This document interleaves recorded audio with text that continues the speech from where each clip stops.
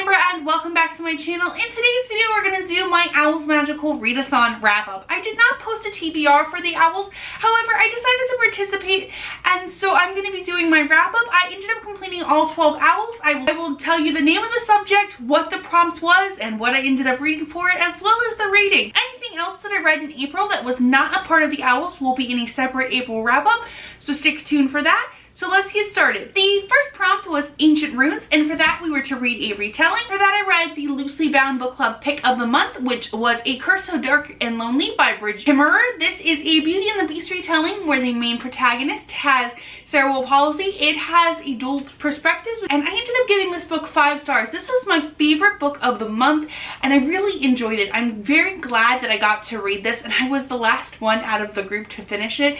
So having read I basically got to make my comments and read Murphy and Dylan's responses as I was finishing, and I was like reading it, I was like, guys, and it was really entertaining to read it with them. Prompt was Arithmecy, and for that you were to read a book by multiple authors, and for that I read An Anonymous Girl by Greer Hendricks and Sarah Pekkanen. This is a thriller. Basically what you know going in is it's going to follow a woman signing up for an anonymous study, but what's really going on here?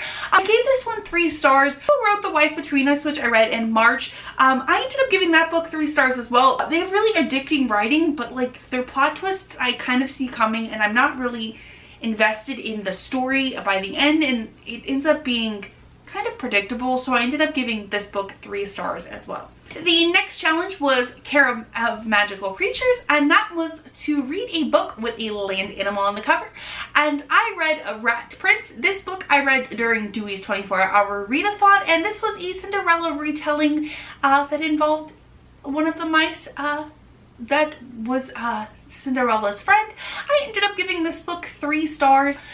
It started getting a little out there towards the end, but it was overall an enjoyable middle grade, so I gave it 3 stars. It was Charms, read in an adult work, and for this I read I Will Find You, Solving Killer Cases from My Life of Fighting Crime by Joe Kenda. He narrates the audiobook, so if you read this, I definitely recommend the audiobook. I also picked this up during Dewey's.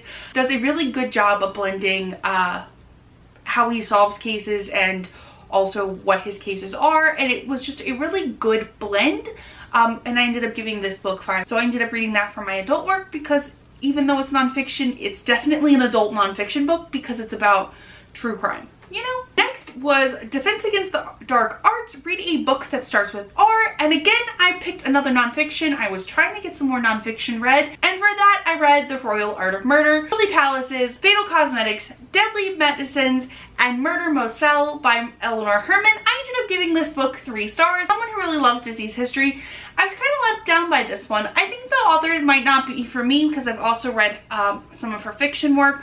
I think this book also covers a lot of time and a lot of subjects, but not enough at the same time, so I ended up giving this book 3 stars. Next prompt is Herbology, and this was to read a book with a plant on the cover, so I read The Lost Coast by Amy Rose Capetta. This book has tons of plants on the cover. I received an e-arc of this through NetGalley, and this book releases on May 14th. This book follows 6 queer witches and as they're on their own paths, and it involves the California redwoods, and so it involves plants, so I figured this was the perfect one for this. Giving this book a 3 star. This is a super atmospheric book, and you definitely like feel like you're there, and it's an enjoyable queer witchy read. However, the plot kind of falls a little flat for me, so I only could end up giving it 3 stars, but I definitely recommend this book if you're interested in it.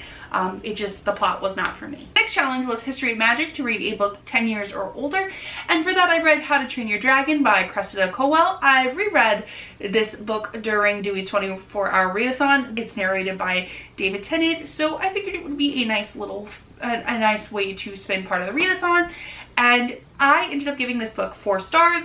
The book's definitely different from the movies. If you've seen the movies, basically they capture dragons as part of how to survive versus trying to kill the dragons off, and it's basically how Hiccup gets a dragon versus how Hiccup tries to kill a dragon versus the movie. I ended up giving this book a 4. It's fun, but kind of silly. Prompt was Potions, and which was to read a sequel. I read the sequel to How to Train Your Dragon, How to Be a Pirate. This was about pirates in the How to Train Your Dragon universe. This I also listened to during Dewey's 24-hour readathon, also narrated by David Tennant.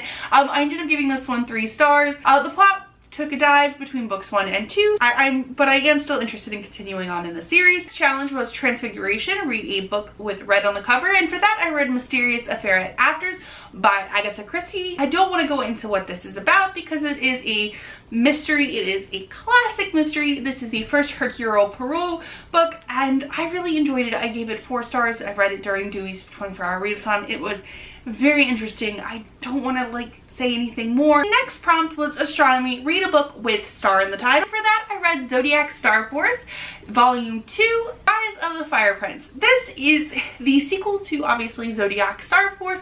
I ended up giving this 4 stars. This basically follows obviously Zodiac. It's sapphic, it's cute, it's got beautiful art. I really want more volumes. I haven't heard if there are any more volumes.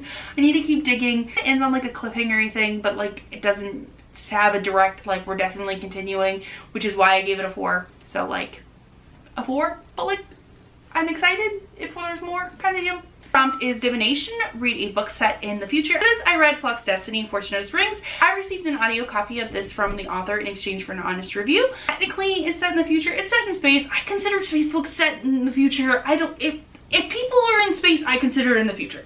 This book follows 2 teens that basically do not super get along, and they're so enjoyable, and it's set in space. And I'm not normally a space book person, and but they're really fun, and I had fun, and I ended up giving it 4 stars. Was Muggle Studies. Read a contemporary, and contemporary is in fact my jam.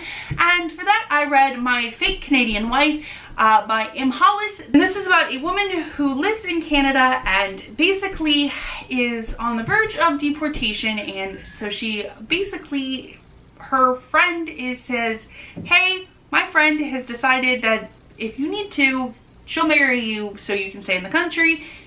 And so she starts the process of getting a fake Canadian wife. I ended up giving this novella 3 stars. It could have definitely been a little bit longer, and it definitely suffered from me having read a 5-star novella just beforehand. So that is everything that I read during the Owl's Magical Readathon. What about you? Did you participate in the Owl's Magical Readathon? Let me know in the comments down below. If you liked what you saw here today, be sure to like and subscribe.